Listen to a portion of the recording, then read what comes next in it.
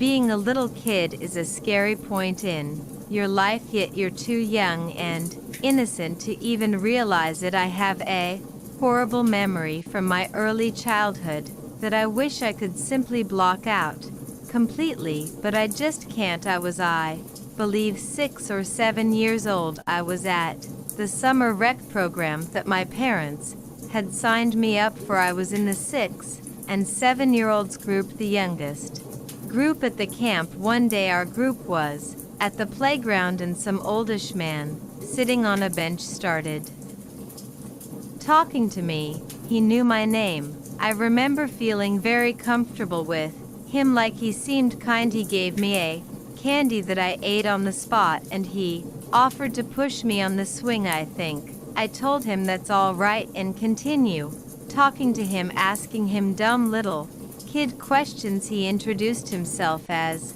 Robbie, I still remember to the day, and told me he was friends with my mom, and since she was running late he'd have to pick me up after camp. I said okay, and around that time talking to me, he knew my name. I remember feeling very comfortable with him, like he seemed kind. He gave me a candy that I ate on the spot, and he offered to push me on the swing. I think I told him that's all right and continue talking to him, asking him dumb little kid questions. He introduced himself as Robbie, I still remember to the day, and told me he was friends with my mom, and since she was running late he'd have to pick me up after camp. I said okay, and around that time my counselor shouted for our group to assemble our line by the gate so we could leave.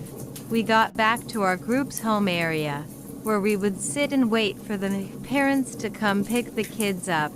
I saw Robbie approaching the bench, and he said to Cal, one of my counselors, that he was picking me up for the day since my mom wasn't available. Cal looked at me and made sure I knew him. I nodded my head. Cal crossed my name off in his notebook and high-fived me goodbye, and I walked off with this Robbie guy. I remember he grabbed and held my hand as we walked. I also remembered that he was walking extremely fast, like it was hard for me to keep up with my short little legs. We made it to his car. He led me in the back passenger seat. He seemed to be in a hurry. He rushed into his seat, started the car, locked the doors, and started driving fast out of the parking lot.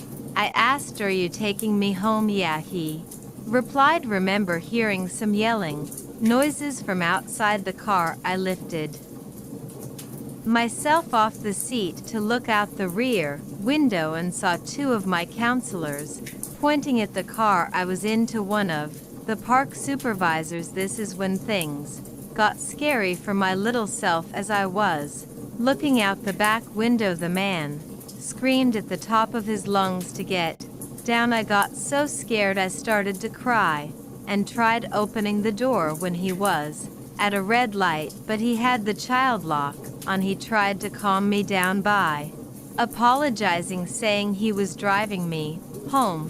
I can't remember what, to the side on a neighborhood road, and told me to go along with whatever he said, but he didn't have a chance for that. 2 police officers stormed out from the car with their guns half drawn and yelled at Robbie to step out of the vehicle with his hands up. He did so without question and was cuffed while they had him laying face first on the concrete. He was brought into the car while the other officer stuck with me, comforted me, and asked me questions. Another cop car arrived, and so did my mom in her minivan. She was in tears, hugs me when she got out, so backing up when Robbie, or whatever his real name was walking me to his car.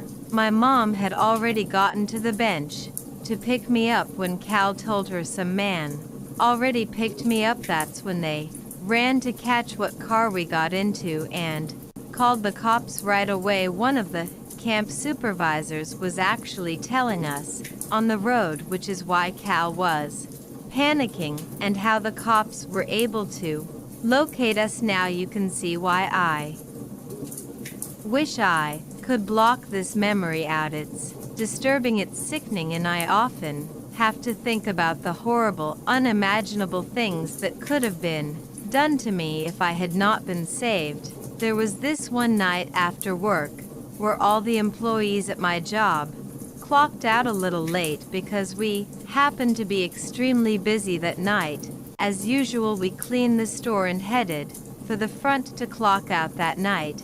After work, I would be hanging with two of my coworkers. We smoked a blunt and went to Wingstop. All was well when I finally struck. I needed to be home and I needed gas. I said bye to my two coworkers and headed for the nearest gas station. It was actually right around the corner from my work, thank God, because I'd gone to work with it running on E. My car was running on fumes, although being the closest gas station, I avoid this one for many reasons, as do many other people, especially at this time of night. There's often homeless drug addicts walking through it. Man, people hit cars and drive off, fights, people scream in the cars. It just manages to attract the wrong people. So as I'm pulling up to the pump, the high officially leaves. I come to realize that I'm about to pump gas at a corner gas station hidden by buildings, and 1 o'clock in the morning. No car, no person was seen in sight. I got out and turned around to reach inside for my wallet. I come up and there's this homeless man going through the trash with this very large white bag. I'm not